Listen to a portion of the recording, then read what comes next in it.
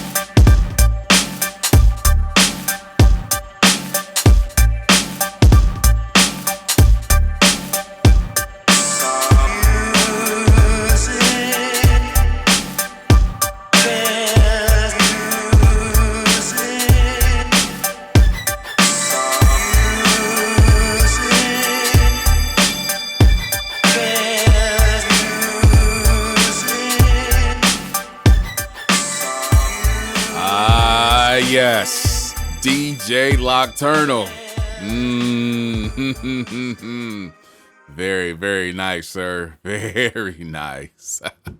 So, according to him, he was digging, quote unquote, at his parents' house earlier in the year and found the record with that sample on there. And that's actually a sample from Johnny Mathis, "How High the Moon."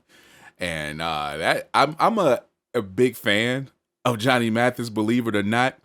But for those of us who dig, whether you're like myself who does a lot of digging at secondhand spots like your St. Vincent de Paul, which I think is only in Michigan, but your Salvation Army and your Goodwill and stuff like that, or if you actually go to record stores. But it's funny, you see so many used copies of Johnny Mathis. He's one of those, what I would call thrift store artist, because you always see Johnny Mathis, you always see Herb Alpert, Barbara Streisand, it's so many more. But I do like Johnny Mathis. I like all eras of Johnny Mathis. Anyhow, I'm not familiar with that particular song, at least I don't think I am, but I like how Locke used it. I like everything in this particular beat. Locke has been on just a ridiculous run. I want to say from day one, but it definitely 2015, dude has been rock solid with every submission. But this is really dope. It has that, it's a really upbeat, and upbeat as in the tempo, of course, but it's upbeat as in what, in the feeling of the song. It makes you feel good. It's, happy, so to speak. Very cool. I also like the fact that not just the BPM or tempo, but it's a 90s feel. Yeah, it's he's like myself where he does a lot of mid 90 tempos. I like that feel with my beats, but this also has a 90s, as in the decade, early to mid 90s feel as far as the beat. Very, very cool. And something else he pointed out is that, he does have a love or an attraction to strings, and he uses a lot of strings in his submissions, and I really, really enjoy them. So this particular song had them in there, and I love the way he used them. The only thing that kind of clashed for me towards the end of the song, I want to say like around the 210, there's strings in the song, and it sounded like there may have been some other strings that he played on top of it, but they clashed a little bit.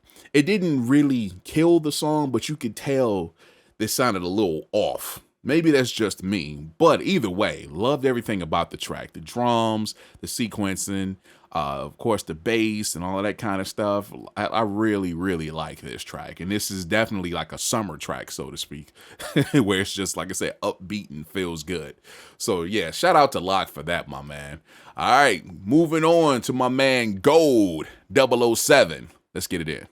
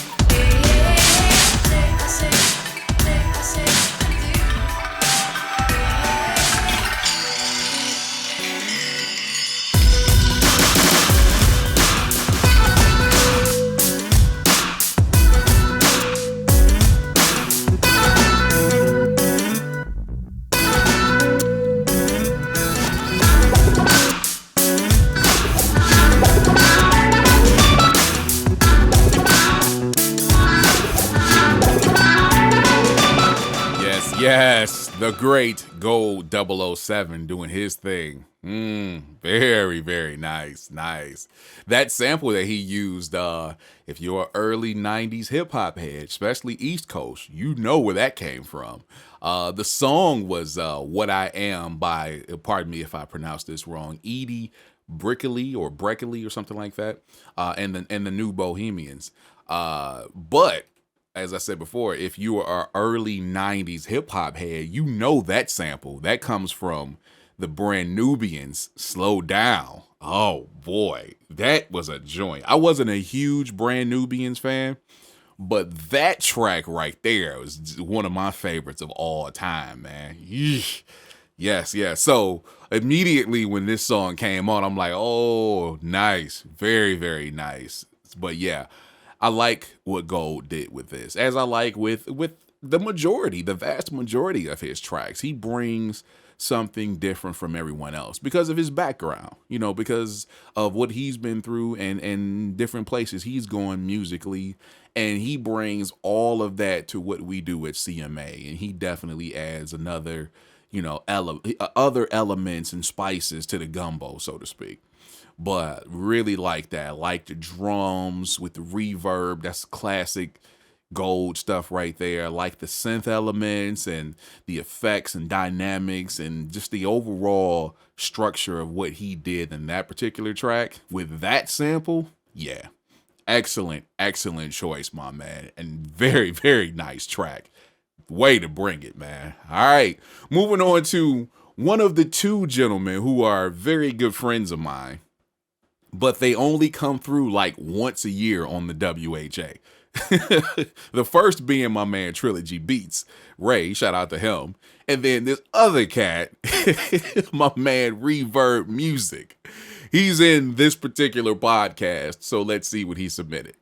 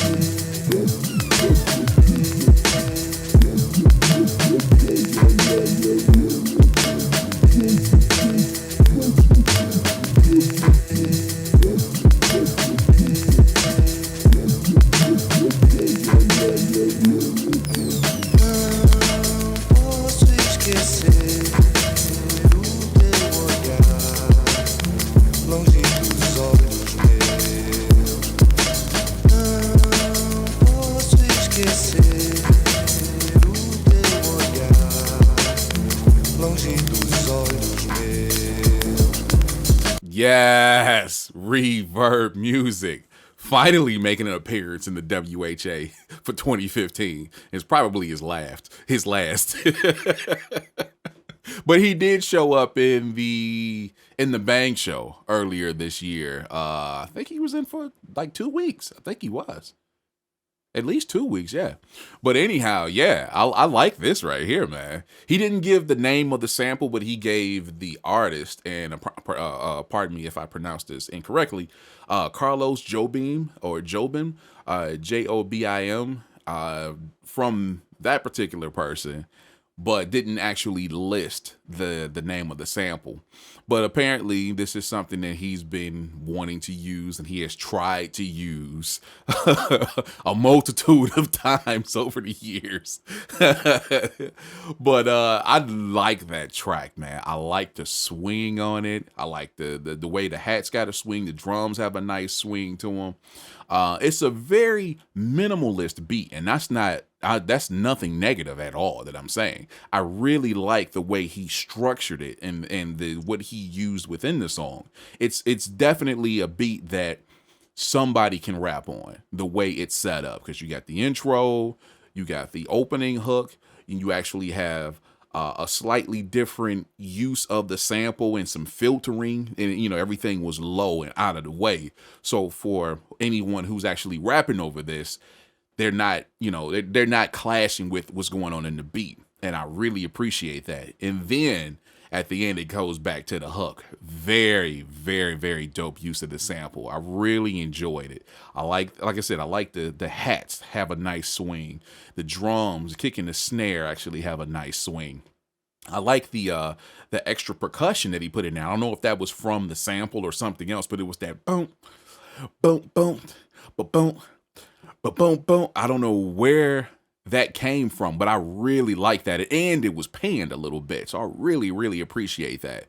Bringing a little more, dynamics to the actual track, but very, very nice. And, me and Reverb, we know each other from when I was actually still rapping, and I rapped over a couple of his tracks back in the day. I would definitely rap over this one if I was still into it. But man, very, very nice submission, my man. So I guess that's your submission for 2015. We'll see you next year.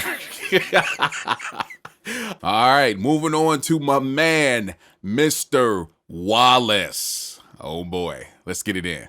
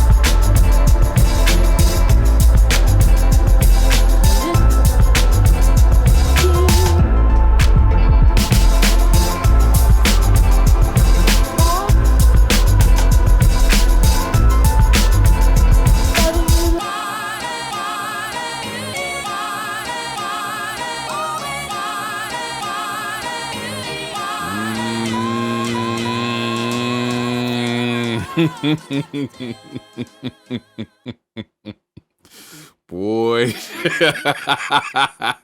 Wallace. Where is Wallace? Just I see he's putting that studio to work. He recently picked up the Machine Studio, and he's been working with that for the last few weeks. You know what? If I remember correctly, he had a micro before. I could be wrong, but he's definitely working with the studio now. Sickening. Anyhow, track was very dope. he didn't actually point out the sample he used, but I know for a fact, and he pointed it out, that he used Ashley's Roach clip from the Soul Searchers, which is one of the greatest break beats of all time, used in Eric B. and Rakim's Paid in Full, and oh my God, there's so many other songs. I just can't think of them off the top right now.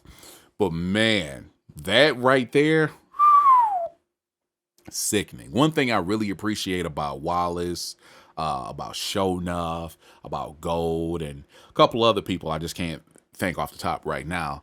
But one thing I really appreciate about them is they just don't make beats. They, in my opinion, make full experiences. You're going to have an intro. You're going to have opening hook possibly, then the verse, then another, other transitions and fill-ins and flips and all kind of crazy stuff, different sequences. And it's one thing to go hook, verse, hook, verse, hook, verse is another thing to actually take people through a full experience, intro to outro, and you have different parts throughout. That's what I really appreciate about Wallace and the other people that I named. And Wallace just does a great job of bringing that full experience pretty much every time I hear him make a beat. I don't think I've ever heard a static beat from him. I don't think I have. Whether it's something he's submitted for the WHA or some of the older beats or otherwise, I don't think I've ever heard like a static beat from him. And that's good. That's very good. Because it's not just about having somebody sing or rap over it. What if you wanted to, you know where I'm going. Let me not spend any more time on that. But really appreciated the use of the sample that he did not name. I really like that. Had a lot of different elements in it. The vocal part had sounded like some guitars and possibly some strings or something in there.